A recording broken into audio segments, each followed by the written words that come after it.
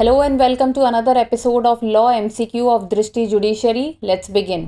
What is the maximum extension for the authority to convey its decision under Section 17A of the Prevention of Corruption Act 1988? 1 month, 2 months, 3 months, 4 months. भ्रष्टाचार निवारण अधिनियम 1988 की धारा 17A के तहत प्राधिकरण को अपना निर्णय बताने के लिए अधिकतम अवधि क्या है? 1 महीना, 2 महीने, 3 महीने या 4 महीने? The correct answer for this question is option C 3 months. इस प्रश्न का सही उत्तर है ऑप्शन सी 3 महीने।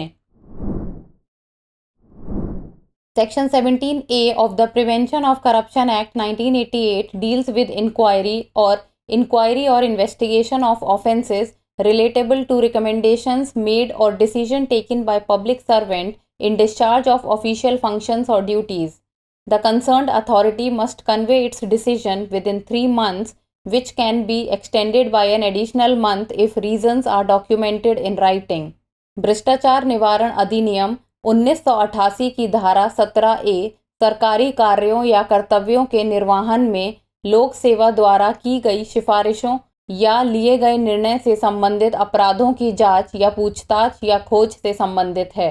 संबंधित प्राधिकरण को अपना निर्णय 3 महीने के भीतर बताना होगा, जिसे लिखित रूप में कारण बताने पर एक अतिरिक्त महीने के लिए बढ़ाया जा सकता है। Next question, what does the legal maxim damnum sine injuria mean? Injury without damage, damage without injury, injury with damage, no damage और injury। कानूनी मैक्सिम damnum sine injuria का क्या अर्थ है? क्षति के बिना चोट, चोट के बिना क्षति, क्षति के साथ चोट, कोई क्षति या चोट नहीं। The correct answer for this question is option B damage without injury. इस प्रश्न का सही उत्तर है ऑप्शन बी चोट के बिना क्षति। Damnum sine injuria means damage without any infringement of legal rights. Under this maxim, an actual damage has been caused without any infringement of legal rights. This principle simply suggests that if there is no harm to the legal rights of an individual, then no liability can arise.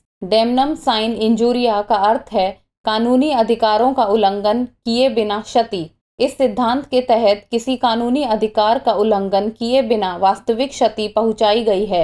यह सिद्धांत केवल यह सुझाव देता है कि यदि किसी व्यक्ति के कानूनी अधिकारों को कोई नुकसान नहीं पहुंचाता है तो कोई देयता उत्पन्न नहीं हो सकती है। Next question, under which section of the Hindu marriage act 1955 can a husband और wife seek judicial separation? Section 9, section 10, section 13 और सेक्शन 14। हिंदू विवाह अधिनियम 1955 की किस धारा के तहत पति या पत्नी न्यायिक अलगाव की मांग कर सकते हैं? धारा 9, धारा 10, धारा 13 या धारा 14? The correct answer for this question is option B section 10। इस प्रश्न का सही उत्तर है ऑप्शन बी धारा 10। Recently, in the Srimati Aarti Tiwari versus Sanjay Kumar Tiwari case, the Allahabad High Court determined that a 21-year separation along with criminal charges and harsh language indicates an irreparable breakdown of the marriage. Section 10 of the Hindu Marriage Act 1955 allows either the husband or the wife to file a petition for judicial separation in a competent court. हाल ही में श्रीमती आरती तिवारी बनाम संजय कुमार तिवारी मामले में इलाहाबाद उच्च न्यायालय ने निर्धारित किया कि 21 वर्ष का अलगाव, साथ ही आपराधिक आरोप और कठोर भाषा विवाह के अपूर्णीय विघटन का संकेत देते हैं।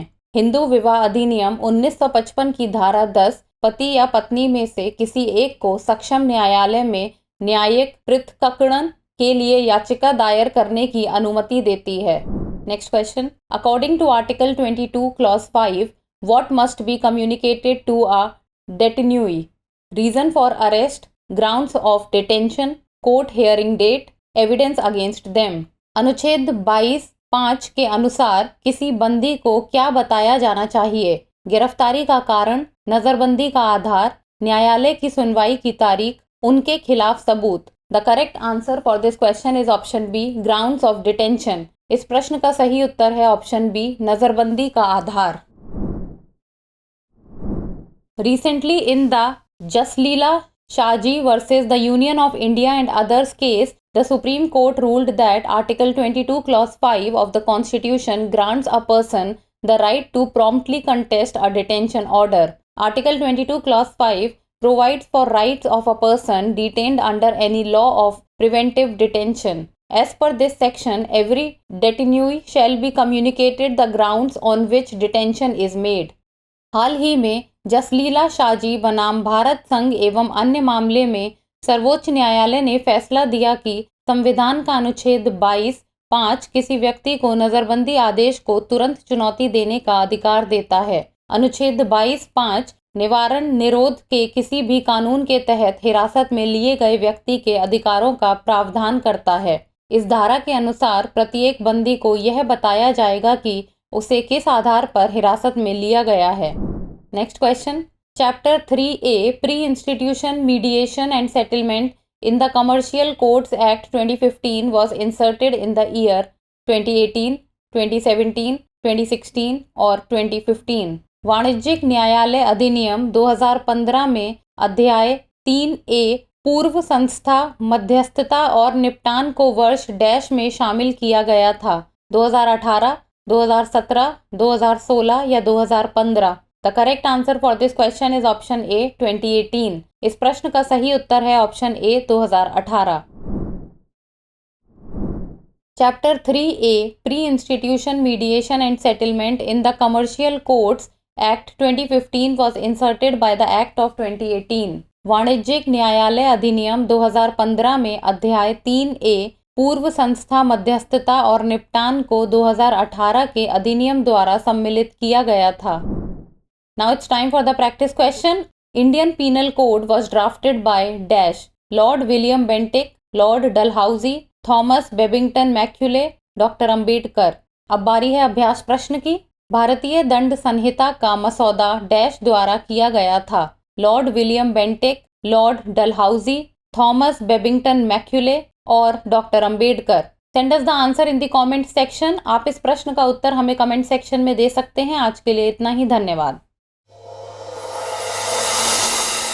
डियर व्यूअर्स, अपने एग्जाम की तैयारी को और बेहतर करने के लिए हमारे चैनल को लाइक, शेयर और सब्सक्राइब करना न भूलें।